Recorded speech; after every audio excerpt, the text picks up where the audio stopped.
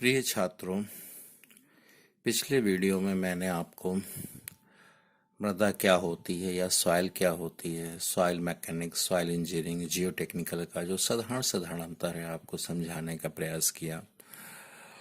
मृदा इंजीनियरिंग से संबंधित जो इसका इतिहास एक छोटा सा योगदान है और आधुनिक काल में जो आज के अनेकों वैज्ञानिकों ने उसमें योगदान दिया उसको बताने का कुछ प्रयास किया और सॉइल इंजीनियरिंग की लिमिटेशंस या सीमाएं समझाने का थोड़ा सा प्रयत्न किया। पुनः एक बार कहना चाहूँगा, इस सब्जेक्ट के अच्छे से किसी भी किताब का अध्ययन करिए। अपने सब्जेक्ट टीचर से आप पूछ सकते हैं, वो आपको कई गुना और एक्यूरेट और डिटेल जानकारी देने में सक्षम होंगे। मैं सिर्फ आपका इस सब्जेक्ट से भय दूर कर रहा हूँ, कुछ कुछ कॉन्सेप्ट अपने साधारण भाषा में आपको समझाने का प्रयास कर रहा हूँ। तो अगले इस वीडियो में देखते हैं कि आखिर सॉइल का निर्माण होता कैसे है। तीन प्रमुख कारण हैं। पहला, वेदरिंग ऑफ रॉक्स, मतलब रॉक का छोटे छोटे मौसमीकरण के कारण रॉक का छोटे छोटे पार्ट में टूटते जाना। दूसरा है रॉक के कणों को इरोजन हो जाना, एक एक करके अलग अलग होते जाएं। तीसरा है रॉक में उपस्थित खनिज पदार्थों के कारण, मिनरल के कारण।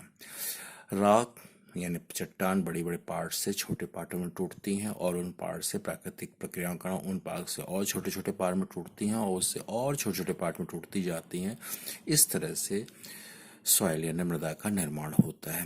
परंतु ये वेदरिंग यानी मौसमी जो मार होती है चट्टानों पे, वेदरिंग प्रक्रिया होती है, वो उसके लिए तीन मेन कारण हैं। सबसे पहले रासायनिक प्रक्रिया, दूसरा बायोलॉजिकल प्रक्रिया और तीसरा है मैकेनिकल प्रक्रिया। केमिकल प्रक्रिया में तीन केमिकल रिएक्शन होती हैं, रासायनिक क्रियाएं हैं, कार्बोनाइजेशन, ऑक्सीडेशन और हाइड्रेशन। इन तीनों प्रक्रियाओं के अंदर में हमको ज़्यादा डिटेल में जाननी जरूरी नहीं है, पर इन तीन प्रक्रिया ऑक्सीकरण, कार्बोनेशन और हाइड्रेशन के कारण भी वेदरिंग ऑफ रॉक्स होता है और रॉक यानी बड़ी बड़ी चट्टानों का छोटे पार्ट में टूट पाना और क्रमशः छोटे पार्ट में टूट पाना संभव हो जाता है। बायोलॉजिकल प्रक्रिया से मतलब है रॉक में उपस्थित चट्टान में उपस्थित बैक्टीरिया और माइक्रो ऑर्गेनिज्म, बहुत छोटे छोटे जीवाणु भी इस प्रक्रिया में एक्टिव पार्ट लगते हैं। प्रत्यक्ष या अप्रत्यक्ष रूप से ये अति सूक्ष्म कण कार्बनिक एसिड का निर्माण करते हैं और कार्बनिक पदार्थ के विघटन में इसका विशेष योगदान रहता है, जिसके कारण भी रॉक सॉइल फॉर्मेशन संभव हो पाता है। समझ गए आप? रासायनिक प्रक्रिया में क्या होगा? कार्बोनेशन है, ऑक्सीकरण है, हाइड्रेशन। इन तीन प्रक्रिया के कारण क्या होगा? वेदरिंग ऑफ रॉक्स होगी, छोटे छोटे पार्ट में टूटती जाएगी और बाद में जो सबसे सूक्ष्म पार्ट है इकट्ठे होकर उनको हम सॉइल यानी मृदा कहेंगे। जैविक प्रक्रिया में बैक्टीरिया और माइक्रो ऑर्गेनिज्म है, उनका डायरेक्ट या इनडायरेक्ट रोल रहता है। कार्बनिक पदार्थों के विघटन में उनका विशेष रोल रहता है और कार्बनिक एसिड या कार्बनिक अम्ल बनाने के उपयोग होता है, जिस कारण ये वेदरिंग ऑफ रॉक्स कहीं आसानी से संभव हो पाती है। मैकेनिकल या यांत्रिक प्रक्रिया का मतलब है हवा, मौसम, बर्फबारी, जो भी अनेक प्रक्रिया आप कह सकते हैं। मौसम के अत्यधिक गर्मी होना, अत्यधिक ठंड होना, इसके कारण भी जो प्रसार होता है, उसके कारण भी बड़ी चट्टानों का टूट के गिरना, छोटी चट्टानों के रूप में कन्वर्ट होते जाना, जो दो चट्टानों के आपस में एक दूसरे के घर्षण बल से असर पड़ता है। ग्लेशियर का टूटना, ग्लेशियरों का आपस में घर्षण, स्थान परिवर्तन भी एक महत्वपूर्ण कारण है। इन सबों से धीरे धीरे सॉइल बनती है। ये कोई एक दिन या एक घंटे वाली प्रक्रिया नहीं है, इसमें बहुत लंबा समय लगता है। तो ये हो गया कि सॉइल का निर्माण कैसे होता है। इसके बाद हम देखने जा रहे हैं, जो हम भूल गए, हम बार बार सॉइल और रॉक का कर रहे हैं। तो इन दोनों में अंतर क्या है? सॉइल को हम ऑर्गेनिक मैटर्स, मिनरल्स और चट्टान के ऊपर टूटे टूटे छोटे छोटे टुकड़ों का या बहुत अति सूक्ष्म कणों का एक संगठन मान सकते हैं। साधारण या रब भाषा में कहें, साधारण बिल्कुल रब भाषा में कहें तो soil is a combination organic matter, minerals and various particle deposit on the rocks. ठीक है।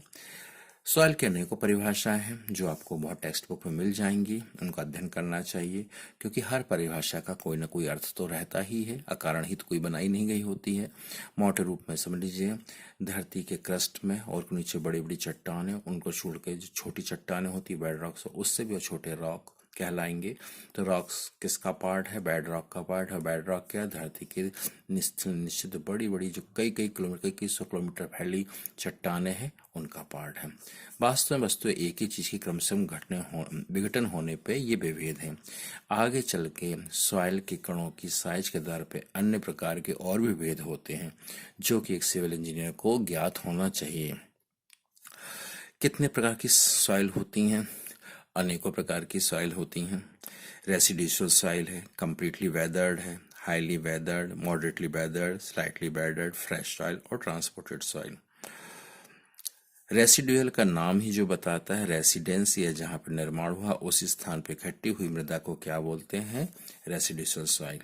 ट्रांसपोर्टेड सॉइल का मतलब है जिस स्थान पर सॉइल का निर्माण हुआ है, मतलब चट्टान गिरी है, मौसमी वेदरिंग ऑफ रॉक्स किसी भी कारण हो, वहां सॉइल का निर्माण हो, हवा, ग्लेशियर, नदी डिपॉजिट, किसी के कारण भी वहां उस सॉइल के कण एक स्थान से दूसरे स्थान पर जाके इकट्ठे हो जाएं और वहां पे पुनः एक सॉइल का निर्माण करें, तो जैसा नाम ही बताता है स्थानांतरित मृदा होगी या ट्रांसपोर्टेड सॉइल होगी। अब ये बीच में बचे 4 point, completely weathered, highly weathered, moderately weathered, slightly weathered, है तो मौसमी प्रक्रिया। और इन सब के कारण भी जो सॉइल रहती है, कंप्लीटली वेदर्ड मतलब पूर्णतः छोटे छोटे कणों, स्लाइटली बहुत ज़्यादा बड़े बड़े कण भी मिलेंगे। इस तरह से कितनी मौसम की मार हुई है चट्टान पर उसके हिसाब से बन रहे हैं, तो वेदरिंग प्रोसेस के हिसाब से बोली जाती है।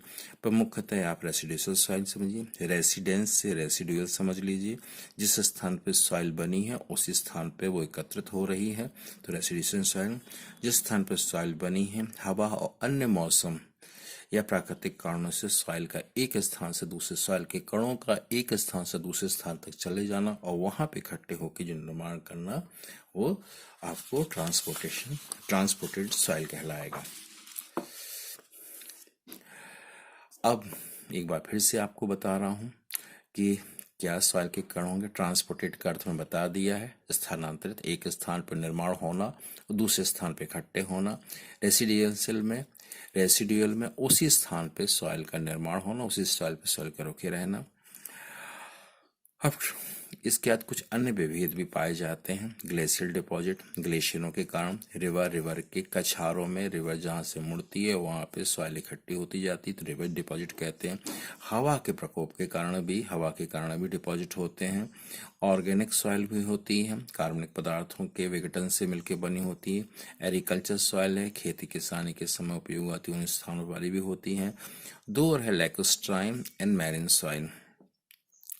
सबसे पहले समझेंगे, अगर फ्रेश वाटर की झील है, शुद्ध पानी या पीने पानी वाली झील है, उस झील पे बनी हुई सॉइल, एकत्रित हुई सॉइल को लैकोस्ट्राइन सॉइल कहेंगे।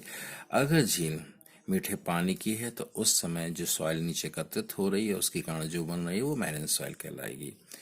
हवा के कारण सैंड ड्यून्स बनते हैं, राजस्थान के एरिया या मरुस्थल के एरिया में पाए जाते हैं।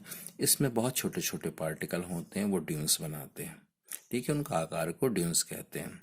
लॉइसेस है, ये क्या है, इन पे आपस का, उनके पार्टिकल के बीच संबंध काफी मजबूत होता है। अगर इनको एकदम से वर्टिकल काट दिया जाए तो पूरा ऊपर जो सॉइल का जो पठार जैसा बना करती है वो एकदम से गिर सकती है, इसलिए इसको कोलैप्सिबल यानी एकदम नष्ट होने वाली सॉइल भी कहा जा सकता है। ठीक है, तो आप समझ गए, ट्रांसपोर्टेड मतलब स्थानांतरित सॉइल, रेसिडुअल मतलब उसी स्थान पर बनी, ग्लेशियर के कारण ग्लेशियर डिपॉजिट, रिवर के कारण रिवर डिपॉजिट, विंड के कारण ड्यून सॉइल और लॉइसेस सॉइल। ड्यून सॉइल क्या होती है, हवा के एक्शन के कारण बन रही होती है। ठीक है, लॉइसेस भी हवा के एक्शन के कारण बनती है, परंतु इनमें कणों का बॉन्ड ड्यून के अपेक्षा कहीं स्ट्रांग होता है, परंतु अगर वर्टिकल कट किया जाए तो ये सॉइल एकदम से पूरा वो गिर सकती हैं, इसलिए कोलैप्सिबल सॉइल कहते हैं। मीठे पानी में लैकोस्ट्राइन सॉइल बनेगी, मैरिन पानी में सॉल्ट वाटर बनेगी। इसके अलावा भी अनेक प्रकार हो सकते हैं। अब हमने बड़े से बड़ा पार्ट माना अभी तक रॉक, और रॉक कोई छोटा सा पार्ट होगा बोल्डर, बोल्डर से छोटा होगा कोबल, फिर ग्रेबल, फिर सैंड, फिर सिल्ट, क्ले, सबसे छोटा क्ले होता जाएगा। इन सब का आकार आपको टेक्स्ट बुक में मिल जाएगा, और इन सब की थोड़ी थोड़ी जानकारी भी वहां से ले सकते हैं। आज के लिए बस इतना ही, और अगले वीडियो में मैं आपको इससे संबंधित और चीजें बताने जा रहा हूँ। अभी तक आपने अपने बहुमूल्य समय से इतना सुना, आपको हृदय से आभार।